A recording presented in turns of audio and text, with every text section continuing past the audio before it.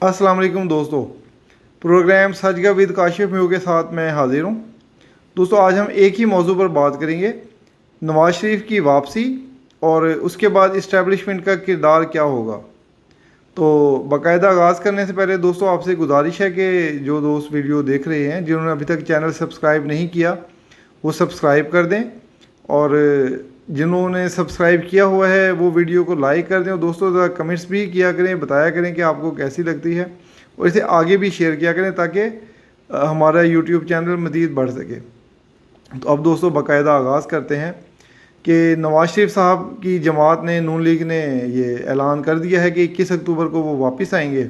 ऐलाना तो इससे पहले भी होते रहे हैं, जैसे जावेद लतीफ़ साहब हर माह कहते थे कि अगले माह आ रहे हैं जी, अगले महीने आ रहे हैं। तो खैर अब बाकायदा ऐलान हो गया तो यकीनन अब नवाज शरीफ साहब आएंगे ही।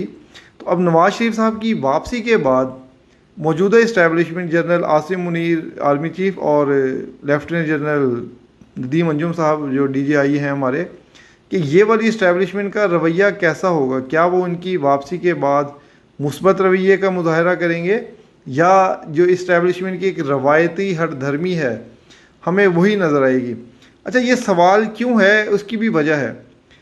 दोस्तों आजकल एक अफवाहें उड़ रही हैं और बड़े जो है ना मुस्तनद लोग ये कह रहे हैं कि जो मौजूदा आर्मी चीफ हैं जनरल आसिम मुनीर साहब, वो चाहते हैं कि नवाज शरीफ साहब के साथ जो ज़्यादतियाँ हुई हैं उनका अजाला हो, और अगर इलेक्शन में नून लीग जीते तो नवाज शरीफ साहब का सिलसिला वहीं से शुरू हो जहां पर 2017 में ख़त्म हुआ था।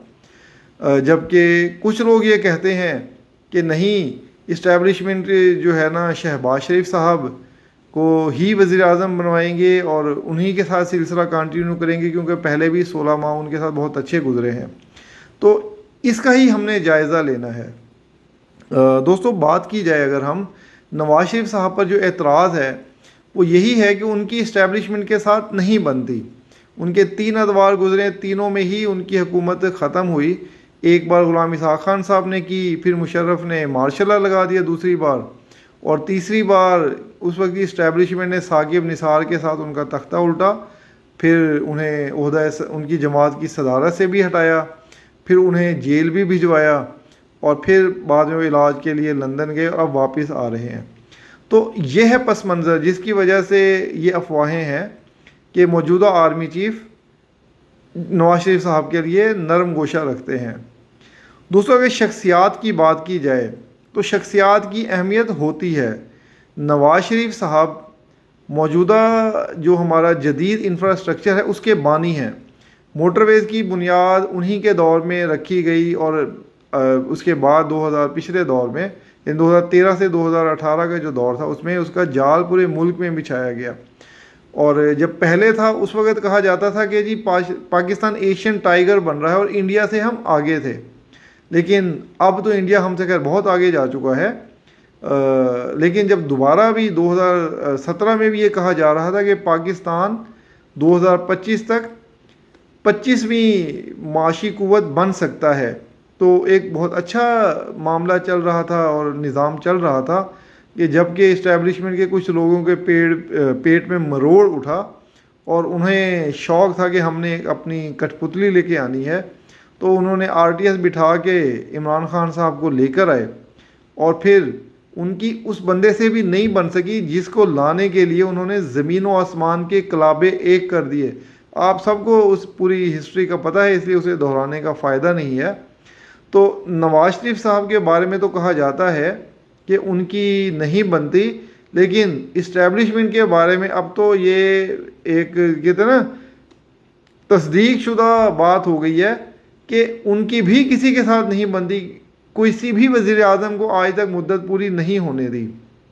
तो खैर अब नवाज शरीफ साहब का जो मौक़िफ़ है, जो आता है, बयानात आते हैं कि नवाज शरीफ साहब भी अपने साथ ज़्यादतियों का अजाला चाहते हैं। वो चाहते हैं कि जिन्होंने ये साजिशें की थी उनकी हुकूमत हटाने के लिए वो मुआफ़ी मांगें और उन्हें सज़ा भी मिले। तो वो किरदार थे जनरल बाजवा, लेफ्टिनेंट जनरल फैज़ हमीद और साकिब निसार, जो रूह रवां थे इस साजिश के।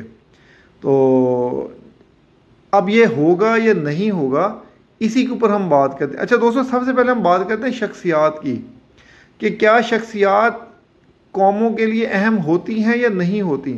तो मेरी राय है कि शख्सियात कौमों के लिए बहुत अहम होती हैं। हर शख्स का विजन एक जैसा नहीं हो सकता। अगर नवाज शरीफ साहब का विजन ये रहा है कि वो जदीद इंफ्रास्ट्रक्चर के पर यकीन रखते थे, उसको तरक्की के लिए ज़रूरी समझते थे, उसके लिए उन्होंने अमली इक़दाम भी किए, तो इसकी मिसाल हम चीन से लेंगे। आपने देखें कि चीन के जो मौजूदा सदर हैं वो अपनी तीसरी टर्म जारी में उनकी तीसरी टर्म जारी है। तो इससे पहले चीन में भी सिर्फ 2 बार सदर या वज़ीर आज़म बन सकता था, उनके आइन में गुंजाइश नहीं थी तीसरी बार। लेकिन मौजूदा सदर के विजन को देखते हुए उन्होंने अपने आइन में तरमीम की और अब गैर मुअय्यना मुद्दत तक वो रह सकते हैं। जब तक भी मौजूदा सदर की सेहत ने इजाज़त दी तो वो ओहदा सदारत पे विराजमान रहेंगे। तो उन्होंने देखा कि यार ये बंदा हमारे लिए अहम है, हमारे लिए मुआशी तरक्की में अहम किरदार अदा कर रहा है, और इसमें कोई शक नहीं है कि उनके दौर में चीन बहुत बड़ी मुआशी कुव्वत बनकर उभरा है और चीन का डंका बज रहा है कि अमेरिका को भी से ख़तरा महसूस हो रहा है। इसीलिए अमेरिका मुख्तलिफ़ किस्म के इक़दामात कर रहा है। जिस तरह भी उन्होंने हालिया भारतीय इसमें कॉन्फ्रेंस जो हो रही थी G20 में, उन्होंने जो इक़दामात किए थे वो इसी का तोड़ थे। पहले उन्होंने सी पैक के लिए रुकावटें डाली, उसे ख़राब करने की कोशिश की, और वो अब एक अपना अलग कॉरिडोर बनाने की कोशिश कर रहे हैं। इस पर तो दोस्तों हम बाद में बात करेंगे। आज हमारा मौजू ये है, शख्सियात की अहमियत होती है। अगर नवाज शरीफ साहब अपने विजन से पाकिस्तान को तरक्की देना चाहते थे तो उनकी अहमियत है, उससे इनकार नहीं किया जा सकता।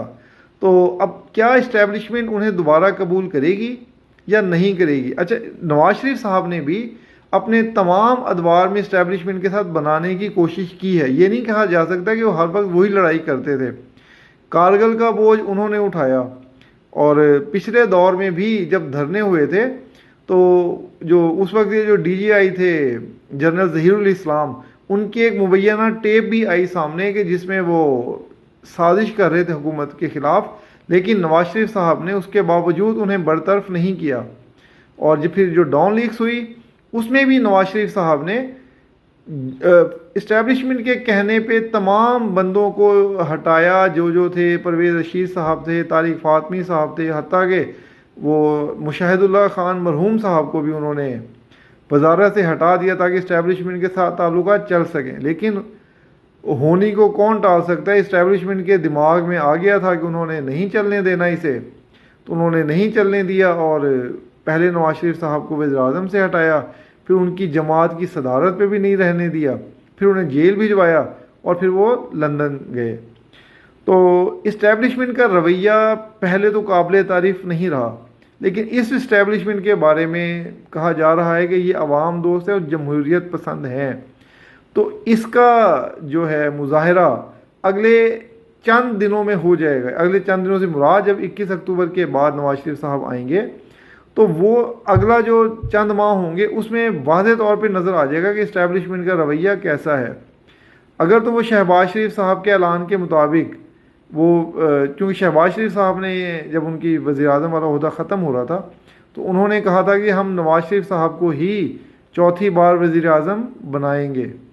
तो आया वो इसमें कोई रुकावट डालते हैं या नहीं डालते, इससे ये अमल फ़ैसला कर देगा कि इस्टेब्लिशमेंट की सोच कैसी है। क्या वो जमहूरियत पसंद हैं या उनकी सोच अभी भी उसी तरह की ख़ुद पसंदी पर मबनी है कि जिसमें उन्हें अपने अलावा कोई भी बंदा ठीक नहीं लगता।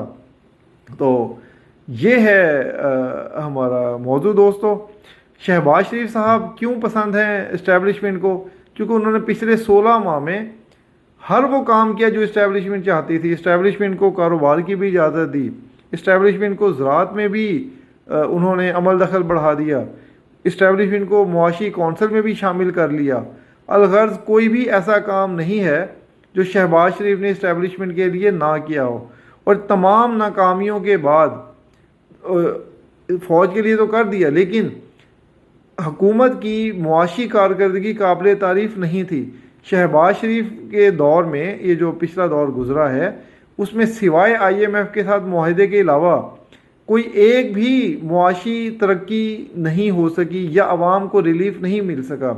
इससे पहले नून लीग के जितने भी अदवार रहे हैं उसमें आवाम के लिए वो ज़रूर कुछ ना कुछ करते थे, लेकिन पिछले दौर में महंगाई इतनी ज़्यादा बढ़ी है कि आप सबके सामने है, तो उसे काबिल तारीफ़ ज़माना नहीं कहा जा सकता। शहबाज शरीफ साहब उस पर यही कहते थे कि हमने अपनी सियासत कुर्बान करके रियासत बचाई है।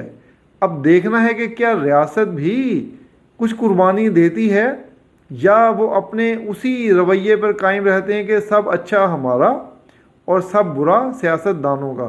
तो इस इस्टेब्लिशमेंट का रवैया ये ज़ाहिर कर देगा कि आया कुछ हमारी इस्टेब्लिशमेंट ने कुछ सीखा है या वो अपनी रवायती हठधर्मी पर कायम है।